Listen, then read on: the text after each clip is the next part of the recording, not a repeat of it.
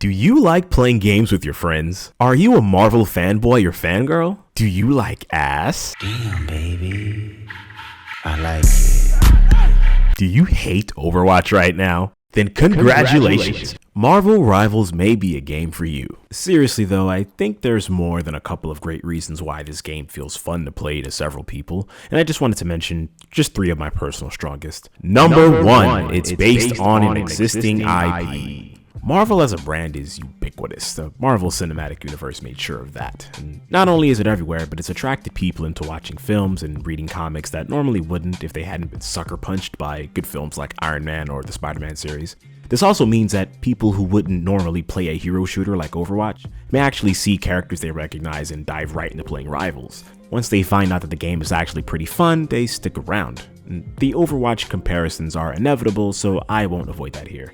Both games operate in the same genre, but Overwatch gets props for being an original IP with charming and lovable heroes and villains. It took years for that kind of loyalty to develop from the audience, but they earned it by building on the world and lore with media tie-ins, and unfortunately Blizzard isn't quite keeping up or doubling down on that for Overwatch 2, whereas Rivals kinda doesn't need to in its initial debut. Most of these Marvel characters are instantly recognizable, and for anyone who doesn't know who a character is, they can easily deep dive into all the comics and media for more depth and lore, while the game's original story has more time to develop. NetEase Games also somehow got access to enough money to cast several instantly quality recognizable voice actors and actresses who already played a lot of these characters in other media. So there's not just a sense of quality that a player is feeling, but thoughtfulness in the decision making of the developers. And don't get me started on cosmetics and skins. To put it bluntly, it's just really good built-in marketing. I just don't know what else to tell you. Number 2, it's fresh.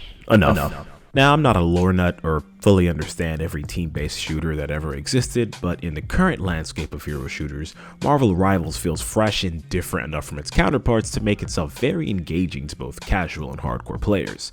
Mechanics like dynamic team-up synergy provide bonuses that make playing specific characters worth it in terms of boosting offensive capabilities or additional traversal options.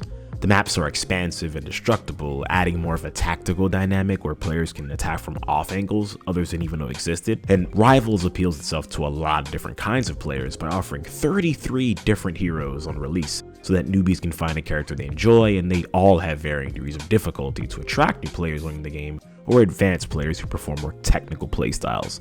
Characters can run, walk, fly, or swing. Some of them can walk on walls. Shit, what about making portals to other areas, or going under the map to swallow players? Of course, many of these traversal dynamics are used in other team and hero-based shooters, but I think the joy in having them here is having all of this at launch for a hero-based shooter specifically, and be pretty fairly balanced, all things considered. At the core of the game, still a standard hero shooter approach with the tried and true classic roles. Vanguards soak up damage and support the team and get no respect or credit from it.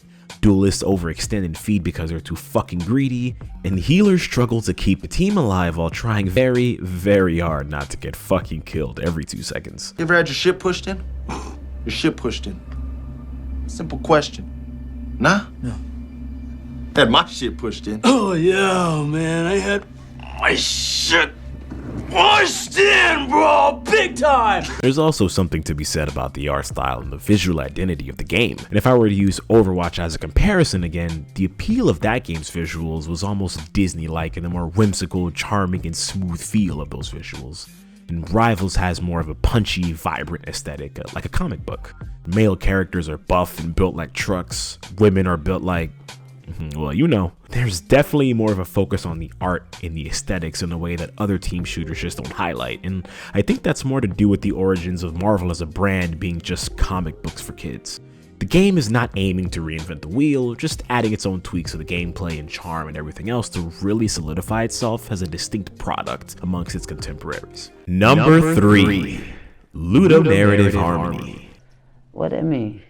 Ludonarrative harmony means the gameplay and the story both work together to create a new immersive experience for the player. There's an actual storyline in Marvel Rivals, but the harmony I'm talking about is harmony with the actual characters like they function in either the comic books or the films with respect to the genre that you're playing. Let's use Captain America as an example.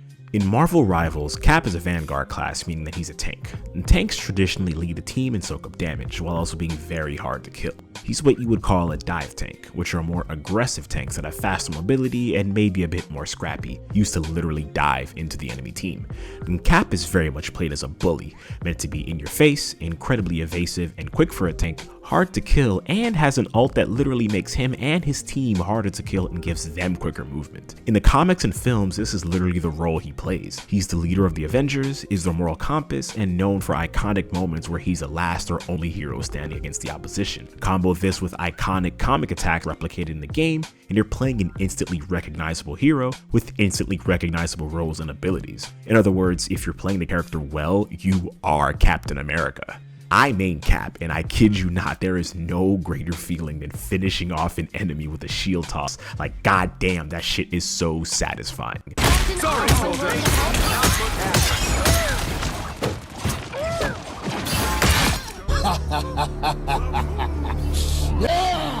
For another example, let's use Black Panther. He's a duelist with great vertical mobility, extremely swift attacks, and abilities that allow him to kill weaker targets quickly. And just like the comics and films, has a passive ability that mirrors his suit taking damage, allowing him to redirect it by dealing more damage to the enemy. Like, come on, hear me out. Like, I know this is just simple character design, but again,